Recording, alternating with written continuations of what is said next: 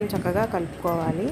ఇలా మూత పెట్టి ఉంచుకుని ఒక 5 నిమిషాలు ఉడికిన తర్వాత 2 గ్లాసుల నీళ్ళు పోసుకోవాలి. 2 గ్లాసుల నీళ్ళు పోసుకున్న తర్వాత బాగా ఉడికిపోతుంది. ఆయిల్ చక్కగా పైకి తేలిపోతుందండి. అలా తేలినప్పుడు కొద్దిగా కొత్తిమీర వేసుకుని మళ్ళీ ఇంకొక 10 నిమిషాలు మూత పెట్టి ఉడికించుకోవాలి. మూత పెట్టి ఉడికించుకున్న తర్వాత ఆయిల్ అంతా చక్కగా పైకి వదిలేస్తుందండి. అలా వదిలేసిన తర్వాత కొద్దిగా ఇంకా వాటర్ ఉంటాయి. అలా ఉన్నప్పుడు మనం శుభ్రంగా కడిగి ఉడకపెట్టుకున్న గోంగూరని రుబ్బి అందులో కలిపేసుకోవాలి. ఇలాగా కలిపేసుకున్న తర్వాత ఒక 10 నిమిషాలు స్లో ఫ్లేమ్లో ఉడికించుకుంటే బాగా దగ్గరికి అయిపోతుందండి. బాగా దగ్గరికి అయిపోయిన తర్వాత నూనె అంతా పైకి వదిలేస్తుంది. ఇలా వదిలేసిన తర్వాత కొద్దిగా కొత్తిమీర వేసుకుని స్టవ్ ఆఫ్ చేసి